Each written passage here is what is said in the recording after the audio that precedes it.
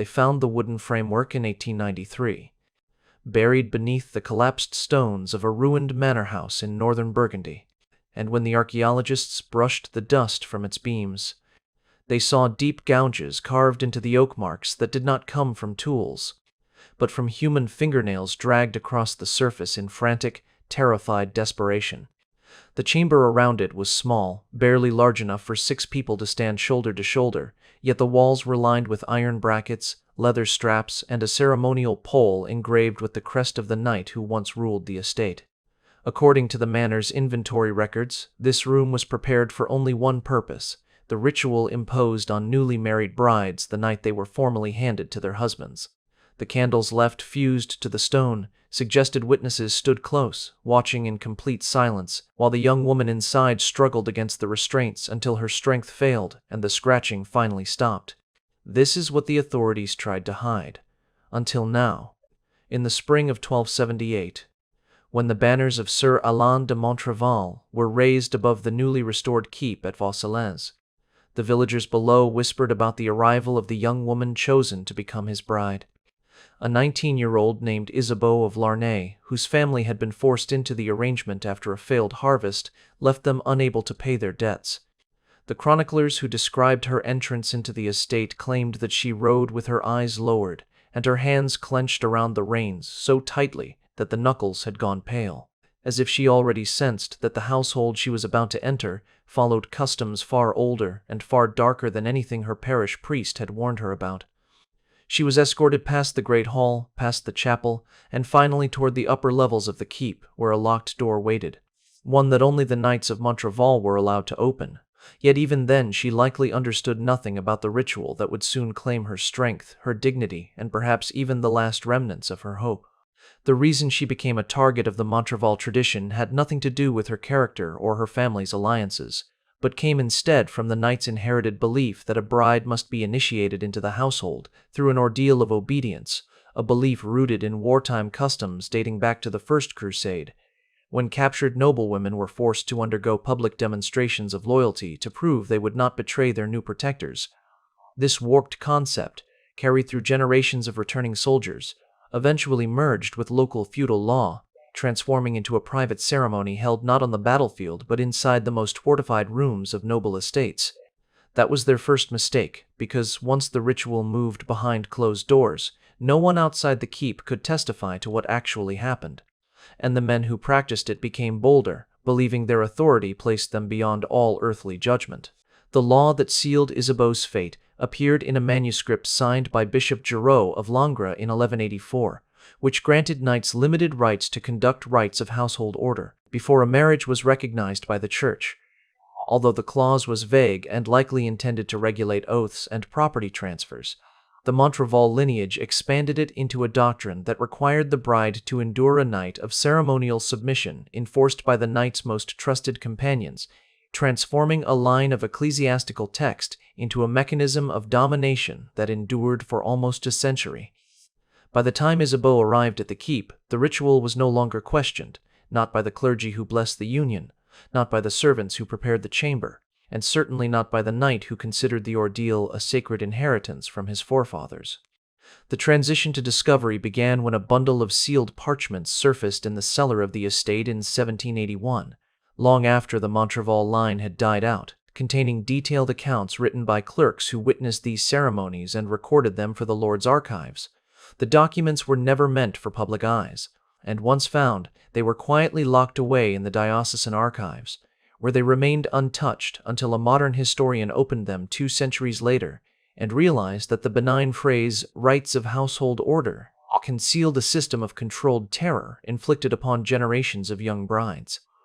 What happened next was documented by the clerk who witnessed Isabeau's ordeal, and it sat hidden for centuries. When the sealed bundle of parchment was finally opened in 1994 by Dr. Etienne Morel, a specialist in medieval ecclesiastical archives working in Dijon, he expected nothing more than property inventories or baptismal registries. Yet the moment he unrolled the first sheet and saw the heading De Ordinatione Domus in Nuptiae written in a cramped Gothic hand, he felt an unease that deepened when he noticed the clerk's name at the bottom.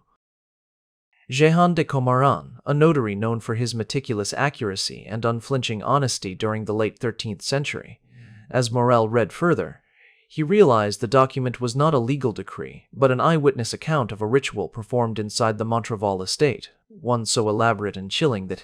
the parchment began with a description of the room itself, a chamber that matched exactly the archaeological structure uncovered in 1893. And as Morel compared the physical evidence to the written details, he understood that he was holding the only surviving narrative of what occurred inside those walls, a narrative the clerk never intended for anyone beyond his lord's descendants to read, because its contents were so disturbing that even he, a hardened notary accustomed to witnessing corporal punishments, struggled to maintain emotional composure. The document described how the chamber was prepared the night before the ceremony, with 4 of the knight's sworn men entering the space and lighting thick tallow candles that filled the air with a heavy, nauseating odor, the smoke darkening the stone ceiling and clinging to the carvings along the beams. The clerk noted that these men inspected each iron bracket embedded in the wall to ensure they were secure, and he included a chilling line stating that they tested the tensions as one might test the girths of war horses, a comparison that immediately revealed the mindset of the participants, for they treated the ritual not as a moment of union, but as a form of military inspection meant to display the absolute control of the knight.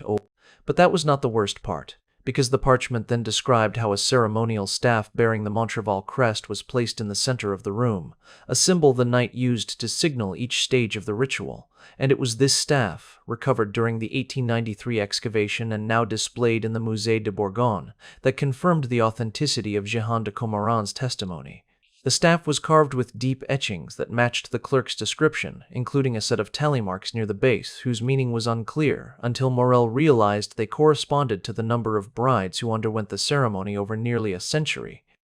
As he continued reading, Morel encountered the clerk's account of the knight Isabo of Larne was taken into the chamber, a night described with such detail that it became nearly cinematic in the historian's mind.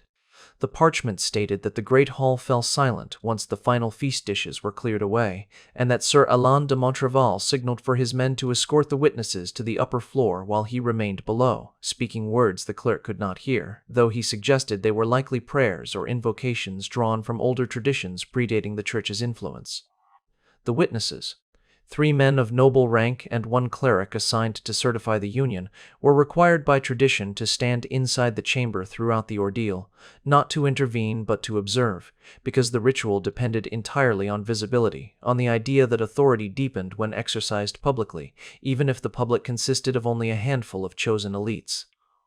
The clerk wrote that when the chamber door closed behind Isabo, the candles flickered violently, as if responding to the draft, and he noted that she hesitated upon seeing the iron brackets, though she had no chance to ask their purpose before the knight gestured with the ceremonial staff and the ritual began. But again, the worst was still ahead. The parchment then shifted into a chillingly calm tone as the clerk documented each gesture, each command, each moment of resistance, and each procedure enforced by the knight and his sworn men, all of which were designed to test the bride's obedience, fortitude, and loyalty, according to the Montreval doctrine. Although the clerk reported these actions without emotional commentary, his precise descriptions made clear that the ritual inflicted both physical exhaustion and intense psychological terror, as the bride was required to submit to a sequence of ordeals symbolizing the authority of her husband over her future household responsibilities. One of the most haunting lines in the document reads, "I record these acts not for my own will, but for the will of my Lord, that his sons and their sons may know how the house is ordered." This single sentence revealed how normalized the ritual had become within the estate, and how deeply embedded it was in the cultural framework of the Montrevals, who believed obedience must be proven through ordeal. Yet the clerk's steady tone faltered as the events escalated, and his writing grew shakier, the ink lines wobbling as if his hand trembled, particularly when he described how the witnesses stood unmoving while the bride cried out in fear, her voice echoing off the stone walls, filling the chamber with a sound that persisted long after the ritual ended. The archaeological team that excavated the chamber in 1893 found physical evidence corroborating nearly every detail in the clerk's account, including the iron brackets still anchored to the stone, the gouges along the wooden beams, and the ceremonial staff buried beneath collapsed debris. They also found fragments of tallow candles fused to the floor, which chemical analysis later revealed contained traces of resin imported from the Baltic region,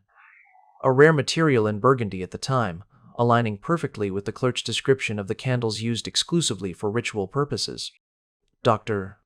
Morel compared these findings to the parchment and realized that the chamber had been sealed not by accident but by deliberate collapse, perhaps during the wars of religion, when many noble estates destroyed incriminating rooms to prevent enemies or church reformers from discovering illicit traditions practiced by earlier generations. But as Morel told his colleagues in a recorded seminar, the most disturbing confirmation came from the deep scratches found on the inner surface of the wooden door, scratches that matched the clerk's account of how some brides attempted to claw their way out during the ordeal, their fingernails leaving desperate lines that survived for centuries. Jehan de Comeran's final paragraph recounting Isabeau's ordeal grew increasingly fragmented, as if the act of writing forced him to relive the event in unbearable detail, and he ended with a statement that modern historians still argue about. When the hour concluded and the staff was lowered, no voice remained in her, and the witnesses departed in solemn silence, as if death had passed through the room, though no one had died. The clerk added that he left the chamber quickly, unable to look directly at the bride as she collapsed to the floor, and that he felt certain no ritual, no oath, no vow blessed by the church could justify what he had witnessed. This moment, preserved in ink, revealed the first crack in the Montreval tradition, because one witness had finally acknowledged the moral horror underlying the ritual, even if he lacked the power to stop it. The parchment ended abruptly with the line, "I pray God forgive me for what I have seen, for I cannot forget it." There were no more documents from Jehan de Comeran after this date. Dr. Call. Morel confirmed that his handwriting never appeared in any subsequent legal records, household accounts, or ecclesiastical registries. Some scholars believe he fled the estate. Others argue he became ill from the psychological burden of witnessing the ritual. Still others suspect the Montreval household silenced him to preserve secrecy. Regardless of the theory, the historical record is clear on one point. After writing his account of Isabeau's ordeal, Jehan de Comeran vanished entirely from the archives. He never wrote again. The full structure of the Montreval ritual emerged only when additional manuscripts were compared against the clerk's account. Because although Jehan described Isabeau's ordeal in harrowing detail, he still assumed his readers already understood the broader system that shaped the ritual's meaning. A system that blended feudal military discipline with distorted echoes of crusader oaths and ancient Roman household ceremonies, creating an elaborate hierarchy in which the knight positioned himself as both commander and patriarch, while the bride became the symbolic representation of the household's future order. This system required the ritual to unfold in carefully structured stages, each designed to test a different form of obedience, and modern scholars, after reading the manuscripts found in 1781 and cross-referencing them with regional chronicles, reconstructed the sequence with sobering clarity, revealing a method so ritualized and so deeply embedded in knightly culture that it operated with the same precision as a battlefield drill. The first stage involved the bride standing before the ceremonial staff while the knight recited the lineage's founding doctrine, a text derived from accounts of the First Crusade and written in a mixture of Latin and Old French, proclaiming that every household must be guarded as a fortress is guarded, and that obedience within the household was as essential to its stability as loyalty within an army. To reinforce this message, the knight's forsworn men were required to stand behind the bride, forming a human wall that symbolized the inescapable authority of the Lord's command. But though this first stage was purely symbolic, it promptly gave way to the second stage, which clerks recorded as the trial of endurance, and which often left the bride physically weakened before the ordeal even truly began.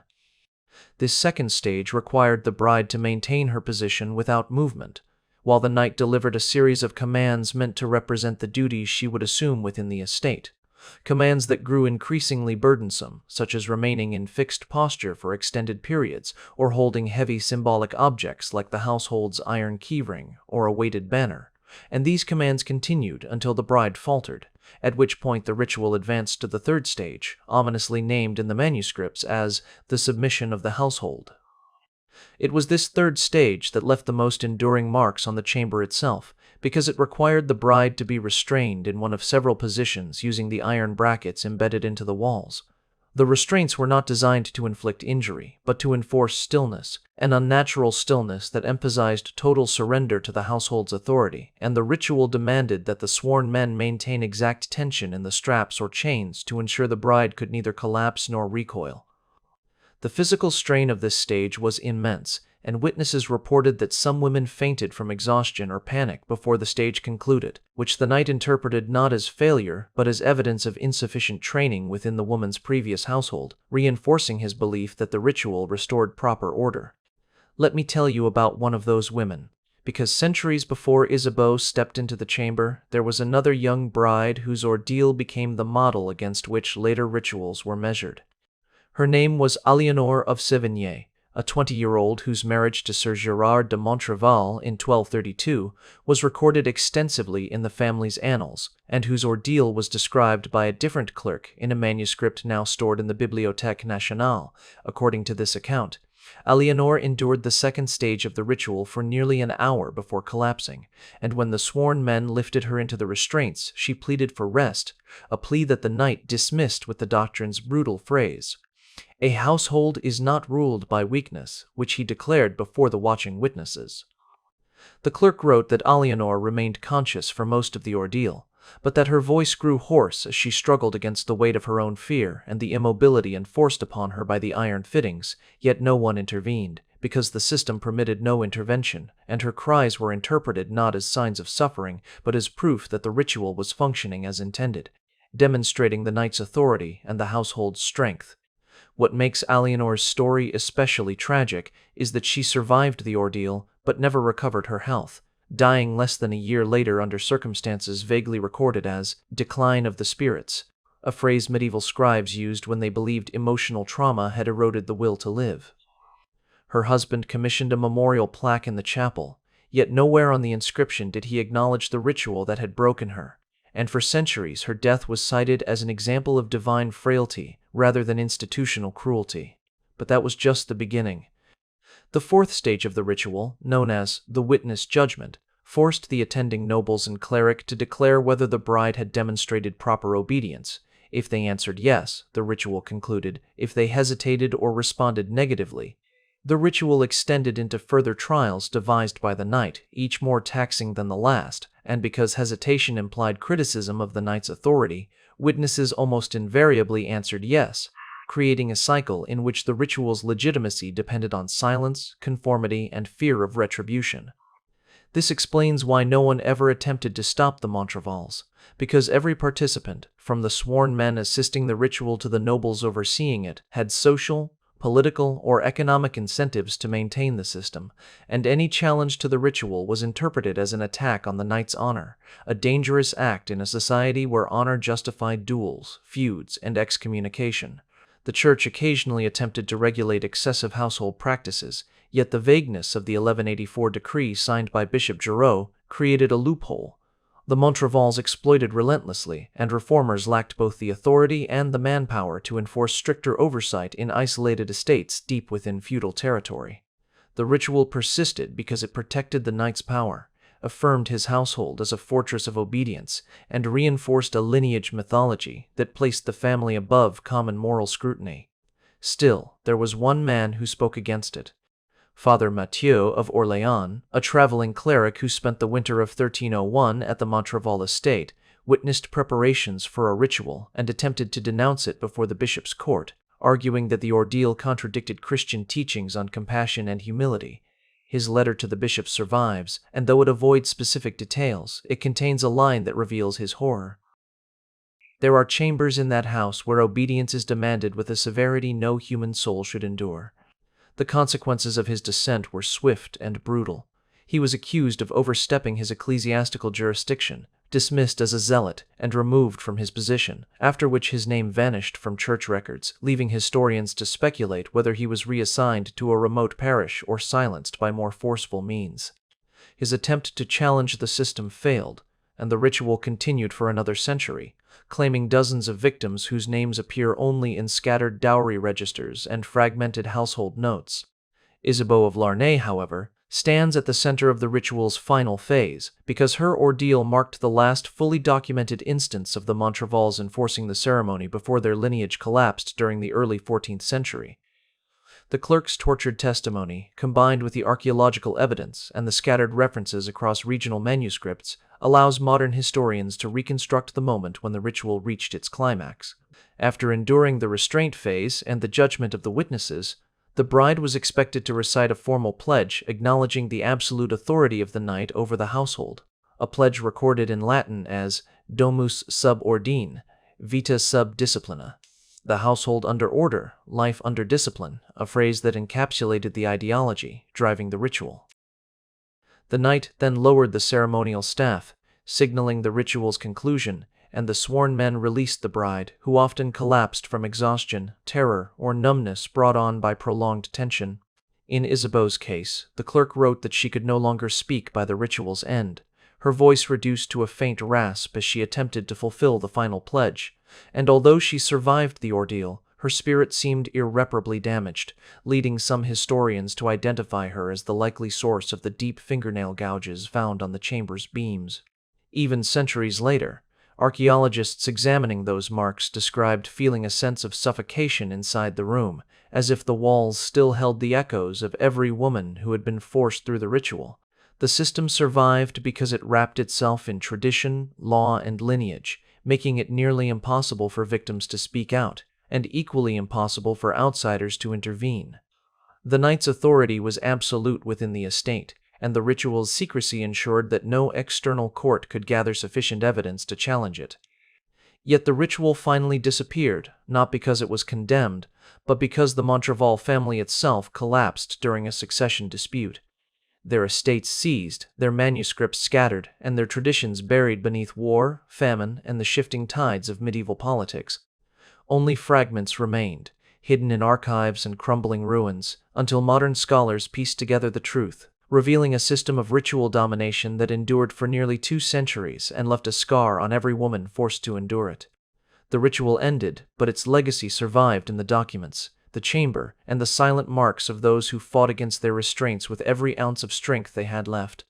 And while the knights believed their authority would echo through generations, the final echo belonged not to them but to the women whose suffering carved itself into wood and stone. Their marks became the only testimony the system could not erase. When historians finally assembled every surviving reference to the Montreval ritual,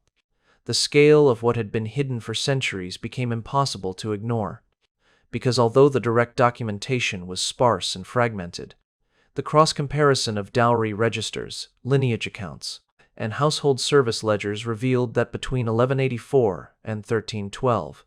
at least 34 brides underwent the ritual within the Montreval estates alone. And when scholars expanded their review to include neighboring noble families who shared Crusader ancestry and similar doctrinal traditions, the estimated number rose to nearly 200 women across Burgundy, Champagne, and parts of Lorraine, showing that the ritual was not an isolated aberration, but part of a broader cultural phenomenon existing in quiet parallel to the more visible structures of medieval feudal life.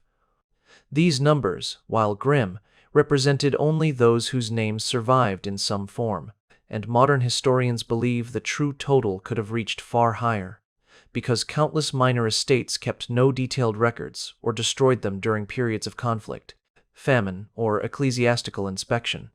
The human cost extended beyond the chamber itself, because the ritual left many women weakened, traumatized, or permanently altered in ways that medieval language struggled to describe, and chroniclers frequently used the vague phrase langueur du cœur, meaning a decline or fading of the spirit, to explain why brides who had survived the ordeal later withdrew from public life, avoided festivities, and sought refuge in the estate's most secluded rooms, choosing silence over participation, their lives shrinking to the smallest possible footprint as if they carried a shadow no one else could see. The aftermath of the ritual for survivors often unfolded in painful gradualness, because the feudal system required them to resume their household duties immediately, and the pressures of maintaining order within the estate made it impossible to acknowledge their internal suffering. Servants occasionally wrote marginal notes in household logs describing how certain ladies became prone to trembling fits, sudden bouts of weeping, or aversions to enclosed spaces, Yet none of these servants dared to record such observations openly for fear of punishment, and their faint notations survived only because they were scribbled into corners of pages that later archivists, the women who endured the ordeal, lived under the constant presence of those same sworn men who had participated in the ritual, creating a psychological loop from which escape was nearly impossible, because every corridor, every stairwell, every ceremonial gathering reminded them of the system that had reshaped their lives without their consent. Some tried to flee, although medieval records describe their disappearances with chilling neutrality, referring to them simply as desertiones domus, meaning desertions from the household, a phrase that obscured the desperation underlying such acts.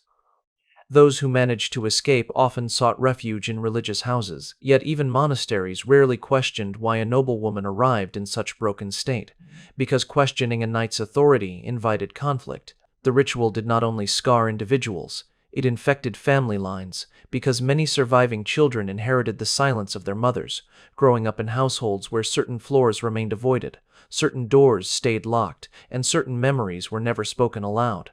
History buried this system not through accident, but through deliberate erasure, because as ecclesiastical reforms intensified during the 14th and 15th centuries, church officials grew increasingly vigilant about aligning noble customs with canon law, and rituals that could not be justified under Christian doctrine were either rewritten, concealed, or condemned. In the case of the Montrevals, the collapse of their line during a succession dispute provided the perfect opportunity for neighboring estates and church authorities to dismantle the physical structures associated with the ritual, remove incriminating manuscripts, and reframe the family's legacy as one of honorable service rather than domestic tyranny. Over time, surviving documents were quietly relocated into diocesan vaults, mislabeled collections, and regional archives where they remained inaccessible, their true significance obscured by centuries of neglect.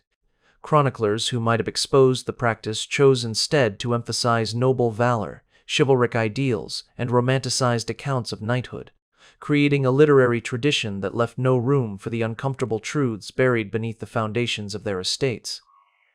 By the time Renaissance scholars began revisiting medieval sources, the ritual had already slipped into obscurity, forgotten by all except the stones that once witnessed it. The silence was not accidental. It was constructed by generations who understood that admitting the existence of such a ritual would fracture the myth of chivalry they had labored to preserve. The modern discovery that forced scholars to confront the ritual again occurred in 2007, when a team of archaeologists from the Université de Bourgogne conducted ground-penetrating radar surveys beneath the northern wing of the old Montreval estate, hoping to locate remnants of the earlier fortress predating the 13th century reconstruction. Instead, they uncovered a second chamber nearly identical in dimensions to the one found in 1893, sealed beneath rubble and inaccessible for more than 600 years, its walls still bearing traces of iron fixtures and its floor coated with a thin layer of hardened wax that chemical analysis later confirmed came from ceremonial candles mixed with ash and human skin. One archaeologist, Dr. Reste, Helene Chambart, later confessed in an interview that standing inside the uncovered chamber felt like listening to a voice that had been trying to speak for centuries, and she reported an overwhelming sense of oppression, as though the air itself resisted movement, a psychological response consistent with environments associated with prolonged human suffering. They found fragments of a wooden staff, identical to the one recovered in 1893, along with a rusted iron key engraved with the Montreval crest, confirming that this second chamber had served the same purpose as the first. But the most haunting discovery lay in a patch of plaster preserved near the doorway, where faint inscriptions had been scratched into the wall by someone inside the chamber, the markings barely visible except under raking light. When photographed, enhanced, and translated, the message revealed itself as a final cry from an anonymous victim whose words survived only because the plaster had hardened before they could be scraped away. The inscription read, "Non obliviscere me," its translation, "Do not forget me." When scholars stood inside the collapsed chamber in 2007 and compared its silence to the gouged beams uncovered in 1893, they realized they were confronting the same darkness that had greeted Isabo of Larne on the night she was taken into the ritual. A darkness that did not come from the absence of light, but from the weight of memory pressed into every surface. And in that moment, the truth of the ritual's legacy returned with the same suffocating force that had once filled the room centuries earlier. The scratches on the stone, the hardened wax fused to the floor, the broken staff buried beneath rubble, and the trembling lines recorded by Jehan de Comeran all formed a mosaic of suffering that exposed the myths surrounding medieval knighthood as illusions crafted to conceal the system of dominance practiced behind closed doors, a system that treated obedience not as a virtue but as a weapon. This is what the Montreval lineage tried to hide, because to reveal the truth would have meant admitting that the foundations of their honor rested on rituals shaped by fear and silence rather than valor and righteousness.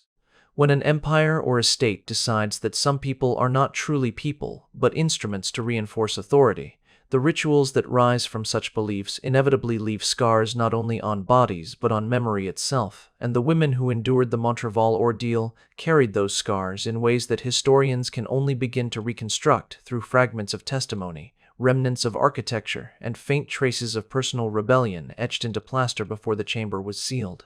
Every skeleton uncovered near the estate, every ledger noting the decline of a noblewoman's spirit, every marginal note left by a sympathetic servant, and every tremor in the handwriting of a terrified clerk becomes a piece of evidence in a case long denied yet never fully erased. Their message endured because they carved it into stone when no other method of survival remained. Non obliviscere me. Do not forget me. This is the story historians tried to bury. But the truth doesn't stay buried forever.